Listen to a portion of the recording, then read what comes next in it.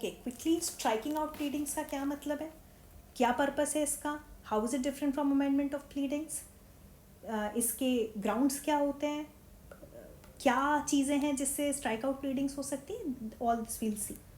Okay, सबसे पहले it is based on this particular maxim ex debito justitiae, जिसका मतलब है by reason of an obligation of justice. क्यों?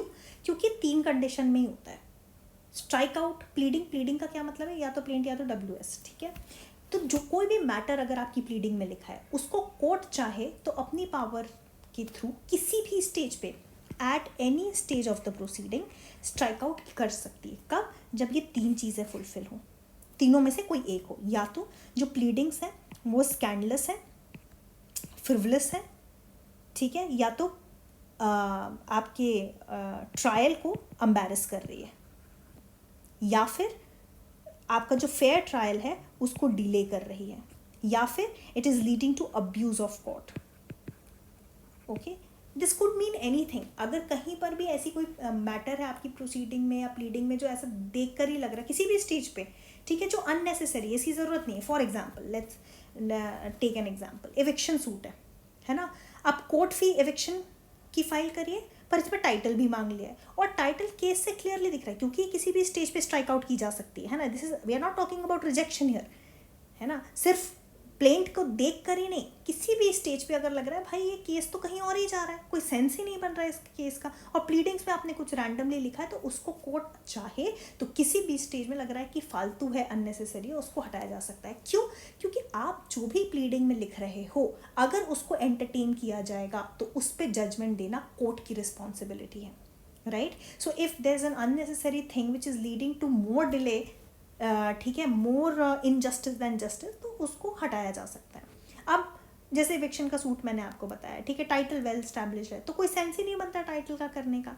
तो ऑन द ग्राउंड ऑफ, कई बार क्या होता है कि ये फ्रिवलसनेस के उसमें कर सकते हैं, ठीक है, या तो मान लीजिए कई बार मटीरियल फैक्ट्स, है ना, हमने आपको बताया ना कि मटीरियल फैक्ट्स लिखने होते हैं आपको प्लीडिंग्स में, मटीरियल फैक्ट्स ही एब्सेंट है, तो उस केस में on the ground of vagueness मतलब कोई क्लैरिटी ही नहीं है.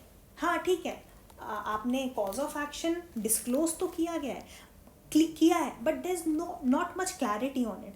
उस केस में, या चलिए कॉज ऑफ एक्शन के बारे में तो लिखा है और कोई मटीरियल फैक्ट प्रॉपर्ली डिस्क्लोज नहीं किया है, उस केस में आप कोर्ट चाहे तो स्ट्राइक आउट कर सकती है वो पर्टिकुलर मैटर आपकी प्लीडिंग में जो एम्बिग्विटी को वो दे रहा है, इफेक्ट दे रहा है.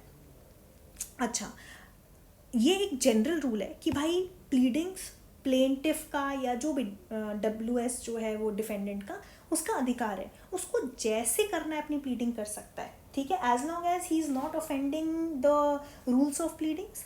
एज लॉन्ग एज, हमने पता है ना ऑर्डर 6 में हम रूल्स ऑफ प्लीडिंग्स पढ़ते हैं, as long as he is not offending that, it is his life, कहते हैं ना माई लाइफ माई रूल्स, तो his life his rules, whatever he wants to do.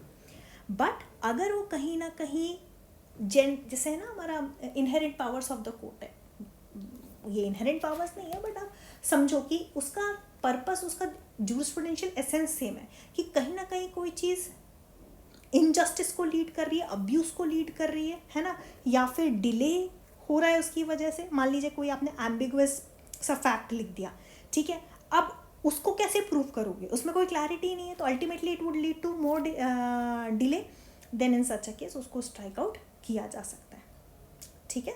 So you have to remember that this happens at any stage.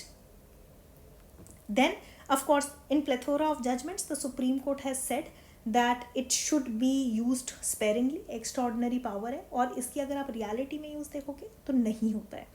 Now how is it different from amendment of pleadings, right? जो हम amendment of pleadings पढ़ते हैं order 6 rule 17 में, how is it different from that? amendment of pleadings में क्या होता है कि पार्टीज जो हैं वो अपनी मर्जी से वॉलंटरली अमेंड करती हैं, उनको जब लगता है तो वो एप्लीकेशन लगाती हैं 6-17 की, और फिर कोर्ट देखती है कि भाई ये सब्सटैंशियल नेचर तो नहीं चेंज कर रहा सूट का, या फिर ये क्या रियल क्वेश्चन इन कंट्रोवर्सी को फिगर आउट करने के लिए ज़रूरी है क्या अमेंडमेंट, तो वो अलाउ कर देती है किसी भी स्टेज पे, ठीक है. तो समझ रहे हो आप, यहाँ पे पार्टी का खुद का वॉलेंटरीनेस है, they always go for voluntary amendment of pleadings, उन पे कोई जोर ज़बरदस्ती नहीं है। यहाँ पे ऑर्डर 6 रूल 16 में court compulsorily, this is very important, compulsorily amend करवाता है प्लीडिंग। अगर उसको लगा ना, वैसे तो कोई मतलब नहीं है भाई, तुम्हारी प्लीडिंग तुम्हारी जिंदगी, बट अगर कोर्ट को लगता है कि this is scandalous, this is frivolous, it is tending to prejudice और एम्बैरस और डिले द फेयर ट्रायल और abuse of court, then at any stage of the trial the court may proceed with the striking out of the matter. ठीक है, और this is what you have to keep in mind.